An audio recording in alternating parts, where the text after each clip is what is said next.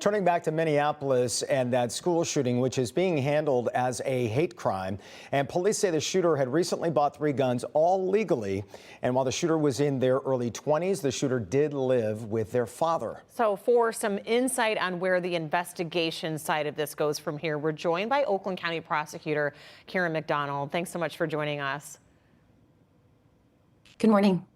You prosecuted a school shooter and his parents in Oxford. What evidence would you need to see for this shooter's, say, father to be charged? I think that's probably a question that's very premature right now. We don't know anything about the father, and that parents should only be charged in really extreme situations. I did prosecute the Oxford school shooting and the parents, but I also started a foundation because what's really, really important that people understand is that this has become normalized, and it just cannot be normalized. This is a public health crisis. Gun violence is the #1 cause of death for kids in this country.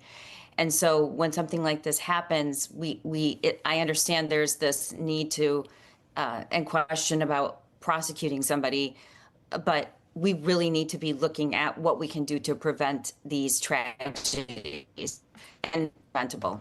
One of those ways is red flag laws. We know Michigan has red flag laws. Minnesota also has some.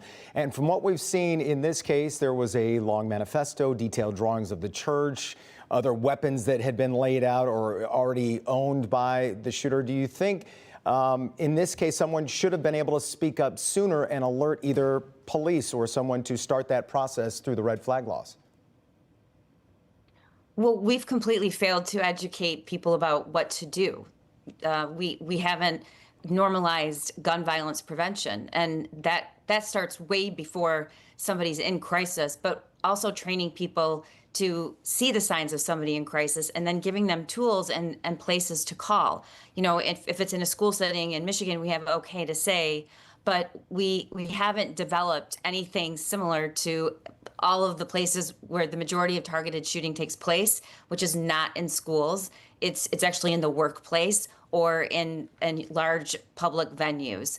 And the overwhelming amount of gun violence killing our kids is suicide. And in this case, the shooter took their own life. So, look, I as the prosecutor will charge cases, will prosecute cases.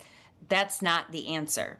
It's also not the answer to argue about guns only. We have to start educating the public about what they can do. So I started a commission and then a foundation called allofuscan.org. There's so many resources, like Everytown, that will educate you.